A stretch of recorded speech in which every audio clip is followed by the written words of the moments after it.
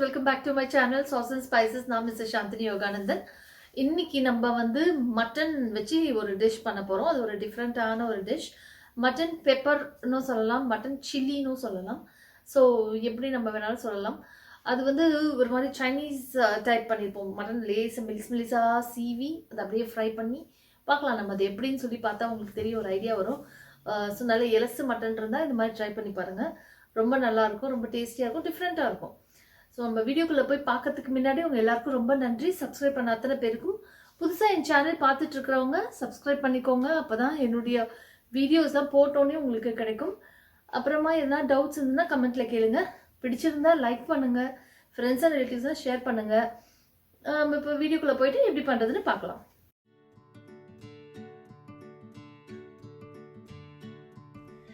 So நல்ல எலசான mutton எடுத்துக்கோங்க. So அப்போ தான் நம்ம வந்து நம்ம வந்து ஜஸ்ட் ஃப்ரை பண்ணி போட போகிறோம். ஸோ அதனால் எந்த அளவுக்கு மெலிசாக நம்ம கட் பண்ணுறோமோ அந்த அளவுக்கு ஈவனாக வேகும். ஸோ நம்ம ரொம்ப தடியாக போட்டோம்னா சரியாக வேகாது. சப்போஸ் உங்களுடைய மட்டன் வந்து ரொம்ப எலசு இல்லை, கொஞ்சம் கொஞ்சம் என்ன சொல்கிறது முத்தின கறியாக இருக்குது அப்படின்னு நினச்சிங்கன்னா ஒரு பாயில் போட்டுக்கோங்க. அதனால ஒன்றுமே இல்லை. ஒரு 10 மினிட்ஸ் நல்லா பாயில் பண்ணிவிட்டு நல்லா தண்ணியை வடிச்சிட்டு இதே போல் ஸ்லைசஸ் பண்ணிக்கோங்க. ஸ்டெப்பாக கட் பண்ணிக்கோங்க. நல்ல மெலீஸாக இருந்துச்சுன்னா நல்லா உங்களுக்கு குக் ஆகிடும். ஸோ இதே போல் எல்லாமே கட் பண்ணி எடுத்து வச்சுக்கோங்க. கொஞ்சம் கூட தண்ணி இருக்கக்கூடாது, இதில் நல்லா ட்ரை பண்ணிடணும். ஸோ இப்போ இதுக்கு வந்து பார்த்திங்கன்னா நான் வந்து என்னென்னலாம் இதில் ஆட் பண்ண போகிறேன்னு பாருங்கள். மிளகு தூள் வந்து நல்லா ஃப்ரெஷ்ஷாக பொடித்த மிளகு தூள், அதை வந்து நான் போடுறேன். ஸோ மெஷர்மெண்ட்ஸ்லாம் உங்களுக்கு வந்து ஸ்க்ரீனில் ஃப்ளாஷ் ஆகும், பார்த்துக்கோங்க. அதே போல் மிளகாய்த்தூள் அதுவும் ஒரு 1 டீஸ்பூன் எடுத்திருக்கேன், அதுவும் அதில் சேர்த்துக்கோங்க. ஸோ ஸ்பைசஸ்லாம் வந்து உங்களுடைய இஷ்டம், நீங்கள் பார்த்து போட்டுக்கோங்க. இன்னும் ஜாஸ்தி வேணால் கூட போட்டுக்கலாம். அடுத்தது சோயா சாஸ், அதையும் ஆட் பண்ணிக்கிறேன் நான். எல்லாமே நம்மளுடைய டேஸ்ட்டுக்கு ஏற்ற குவான்டிட்டிஸ் நம்ம போட்டுக்கலாம். இன்க்ரீஸும் பண்ணிக்கலாம், டிக்ரீஸும் பண்ணிக்கலாம், இல்லை அவாய்டும் பண்ணிடலாம். சிலதெல்லாம் கார்ன்ஃப்ளவர் இதெல்லாம் வந்து அவாய்ட் பண்ணாதீங்க. இதெல்லாம் கண்டிப்பாக சேர்க்கணும். அப்போ தான் உங்களுக்கு அந்த அந்த அந்த கோட் கிடைக்கும் உங்களுக்கு.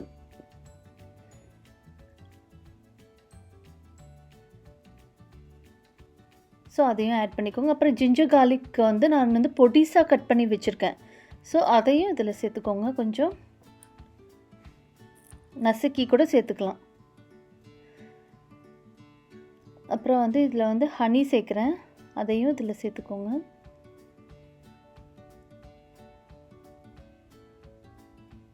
இது ரொம்ப நல்லாயிருக்கும், ரொம்ப டேஸ்டியாக இருக்கும். மட்டன் இதே போல் நீங்கள் சிக்கனில் கூட ட்ரை பண்ணலாம். ஏன்னா இதே நம்ம வந்து மட்டன்லேயே நல்லா வரும்போது சிக்கனில் இன்னும் நல்லா வரும், உங்களுக்கு ஈஸியாக வெந்துடும் அது. அதே போல் எண்ணெயும் அதில் கொஞ்சம் சேர்த்துக்கோங்க. இது வந்து நல்ல எலசாக இருக்கிறதுனால நான் அப்படியே டேரெக்டாக சேர்த்துட்டேன். சப்போஸ் உங்களுக்கு டவுட்டாக இருந்துச்சுன்னா கொஞ்சம் வேக வச்சுக்கோங்க. ஸோ நல்லா இது மாதிரி மிக்ஸ் பண்ணிவிட்டு ஒரு 30 நிமிஷம் நான் விட்டுறேன். அப்படியே நல்லா கொஞ்சம் ஊறட்டும்.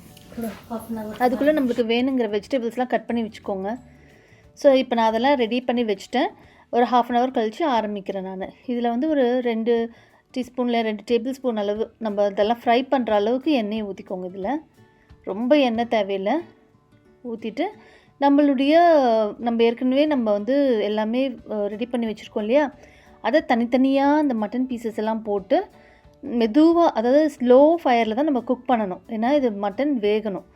ஸோ அதனால் இப்போ மூடி போட்டோம் நான் வேக வைக்க போகிறதில்ல. மூடி போட்டால் தண்ணி ஆகிடும். ஸோ மூடி போட்டும் வேக வைக்க போகிறதில்ல. ஸோ நான் அப்படியே தான் வேக வைக்கிறேன். அதனால் நான் வந்து ரொம்ப ஸ்லோ ஃபயரில் இதெல்லாம் குக் பண்ண போகிறேன். ஸோ மெதுவாக தான் இது நடக்கும் வேலை. ஸோ அதனால் நான் அப்படியே தான் நான் பண்ணுறேன். ரொம்ப நல்லாயிருக்கும், இது டேஸ்ட் ரொம்ப நல்லாயிருக்கும், நல்லா வெந்து வரும். ஸோ நீங்கள் ரொம்ப ஹை ஃபயரில் வச்சுட்டிங்கன்னா கலர் வந்துடும், கலர் பிடிச்சிரும் 2 சைடில். பட் ஆனால் மட்டன் வெந்திருக்காது, ஒரு மாதிரி இருக்கும். ஸோ அதனால் நம்ம வந்து இந்த குக் பண்ணணும், ஸ்லோ ஃபயரில் வச்சு நம்ம குக் பண்ணணும். கொஞ்சம் டைம் எடுத்தாலும் பரவாயில்லன்னு சொல்லிவிட்டு மெதுவாக குக் பண்ணுங்கள். அப்போ தான் நல்லாயிருக்கும் சாப்பிட. ஸோ கொஞ்சம் கொஞ்சமாக ஆனதுக்கப்புறமா அப்படியே மெதுவாக திருப்பி போட்டுக்கோங்க. சப்போஸ் நீங்கள் வேக வச்சிங்க அப்படின்னாக்கா தண்ணிக்கு வந்து கொஞ்சம் கூட இல்லாமல் வடித்து அது ஒரு 10 நிமிஷம் வச்சுட்டு அதுக்கப்புறம் மேரினேஷன் கொடுங்க. அப்போ தான் உங்களுக்கு வந்து இந்த இதில் இருக்க தண்ணி எதுவுமே இருக்காது. வெறும் நம்ம யூஸ் பண்ணுற சோயா சாஸ் அந்த மாதிரி இருக்கிற வாட்டர் மட்டும்தான் இருக்கும் இதில். ஸோ நல்ல வாசனையாக ரொம்ப நல்லாயிருக்கும், டிஃப்ரெண்ட்டாக இருக்கும் இது. ஸோ நல்லா இந்த மாதிரி கோட்டை ஆனதுக்கப்புறமா எடுத்து இதே மாதிரி எல்லா பீசஸையும் ஃப்ரை பண்ணி வைக்கணும் நீங்கள். இப்போ பாருங்கள், எல்லாமே நான் வந்து இந்த மாதிரி தான் ஃப்ரை பண்ணிவிட்டு நல்லா எண்ணெயை வடித்து எடுத்து வைக்க போகிறேன். டீப் ஃப்ரை பண்ண வேண்டாம், இப்படி தான் நம்ம வந்து ஷாலோ ஃப்ரை பண்ணி நம்ம எடுத்து வைக்கணும். அப்போ தான் அந்த வந்து சாப்பிடும்போது நம்மளுக்கு அந்த வெந்தது நல்லா தெரியும்.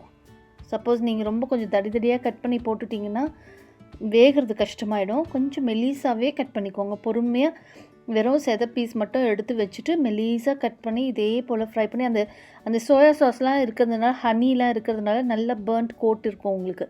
ரொம்ப நல்லாயிருக்கும் சாப்பிட்றதுக்கு. ஸோ நான் இப்போ எல்லாத்தையும் இதே போல் ஃப்ரை பண்ணி வச்சுட்டேன். எப்படி கோட்டாக இருக்குது பாருங்கள், இந்த மாதிரி நல்லா ரோஸ்ட் ஆகணும். ஸோ பொறுமையாக தான் நம்ம கொஞ்சம் கொஞ்சமாக போட்டு பொறுமையாக தான் நம்ம ஃப்ரை பண்ணணும். இப்போ வந்து வெஜிடபிள்ஸ்லாம் ஃப்ரை பண்ணுறதுக்கு திருப்பியும் நான் கொஞ்சம் ஆயில் விட்டுட்டு அதில் இஞ்சி பூண்டு கட் பண்ணி வச்சுருக்கேன் இல்லையா, அதையும் போட்டு ஆட் பண்ணிக்கிறேன். நான் கொஞ்சம் அந்த மேரினேஷனில் போட்டேன், அதுக்கப்புறம் மிச்சம் இதில் போட்டிருக்கேன். ஸோ இதுக்கு வேணுங்கிறதுல வெங்காயம், கேப்சிகம் வந்து 3 கலரில் எடுத்து வச்சுருக்கேன். அது கொஞ்சம் கலர்ஃபுல்லாக இருக்குமேன்னு சொல்கிறதுக்காக. ஸோ எல்லாத்தையும் இதில் ஆட் பண்ணிக்கிறேன். அதே போல் பச்சை மிளகாய் காரம் கொஞ்சம் நல்லா உரைக்கணுமேன்ட்டு கொஞ்சம் நான் பச்சை மிளகாவையும் நடுவில் கீறி போட்டிருக்கேன். இதை நல்லா ஃப்ரை பண்ணிக்கோங்க. ஆனால் இது வந்து பார்த்திங்கன்னா ரொம்பவும் வேகக்கூடாது, அந்த க்ரன்ச்சினஸ் இருக்கணும், அப்போ தான் நல்லாயிருக்கும். உப்பு கொஞ்சமாக சேர்த்துக்கிட்டேன்.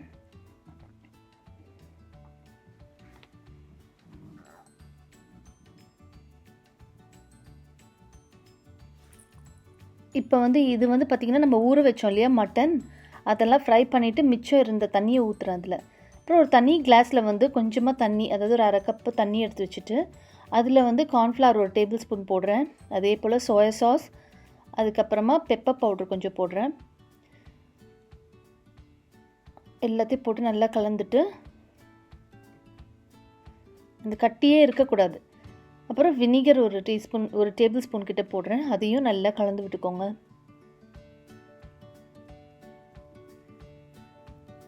போட்டுட்டு அதை அந்த இதில் வந்து நம்ம வெஜிடபிள்ஸ்லாம் போட்டு ஃப்ரை பண்ணுறோம் இல்லையா, அதில் சேர்த்துக்கோங்க.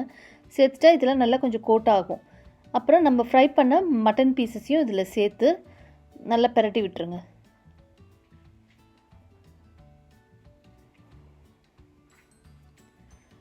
ஒரு வாட்டி நல்லா அப்படியே பிரட்டி விட்டுட்டா எல்லாமே மிக்ஸ் ஆகிடும் நம்மளுக்கு.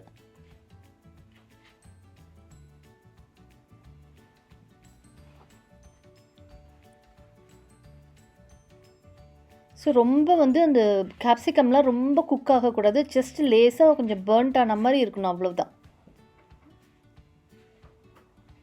இப்போ நீங்கள் வந்து உப்பெல்லாம் டேஸ்ட் பண்ணி பார்த்துக்கோங்க. உப்பு, அந்த ஸ்வீட்டு எல்லாமே கரெக்டாக இருக்கான்னு டேஸ்ட் பண்ணி பார்த்துக்கோங்க. வேணும்னா கொஞ்சம் உப்பு ஆட் பண்ணிக்கோங்க. அப்புறமா வந்து நான் கொஞ்சோண்டு அந்த ஸ்ப்ரிங் ஆனியன்ஸ் போடுறேன். அப்புறம் கெட்சப் 1 டீஸ்பூன் போடுறேன் லாஸ்ட்டாக. போட்டுட்டு ஜஸ்ட் ஒரு கலர் கிளறிட்டு நம்ம இறக்கிட வேண்டியது தான். அவ்வளோதான், நம்மளுடைய டிஷ் ரெடி ஆகிடுச்சு. இது வந்து ரொம்ப டிஃப்ரெண்ட்டாக இருக்கும். அண்டு நம்ம வந்து இந்த மட்டன் பீசஸ் வந்து நம்ம அப்படியே போடுறோமே, வேகுமா வேகாதா அப்படின்னு நினச்சிங்க. சப்போஸ் உங்களுக்கு மட்டன் வந்து ரொம்ப டவுட்டாக இருந்துச்சுன்னா நீங்கள் ஒரு பாயில் கொடுத்துட்டு அதுக்கப்புறம் நீங்கள் சேர்த்துக்கோங்க. என்னுடையது வந்து நல்ல எலசாக இருந்ததுனால நான் அப்படியே சேர்த்தேன். ரொம்ப நல்லா வந்துச்சு. ரொம்ப பொறுமையாக நம்ம வேக வைக்கணும், அப்போ தான் உங்களுக்கு இந்த மாதிரி வரும். ஸோ அதனால் ரொம்ப சீக்கிரமாக நம்ம பர்ன் பண்ணி எடுத்துட்டோம்னா வெந்தே இருக்காது மட்டன். ஸோ அதனால் பொறுமையாக நீங்கள் பண்ணிங்கன்னா இதே போல் வரும். ஸோ நீங்கள் கண்டிப்பாக இந்த வாட்டி இதெல்லாம் ட்ரை பண்ணி பார்த்துட்டு எப்படி வந்துச்சுன்னு எனக்கு கமெண்ட்டில் சொல்லுங்கள். மறக்காமல் சப்ஸ்கிரைப் பண்ணாதவங்க பண்ணிக்கோங்க. உங்களுக்கு பிடிச்சிருந்ததுன்னா லைக் பண்ணுங்கள், ஃப்ரெண்ட்ஸ் அண்ட் ரிலேட்டிவ்ஸ்க்குலாம் ஷேர் பண்ணுங்கள். நம்ம சீக்கிரமாக அடுத்த வீடியோவில் பார்க்கலாம்.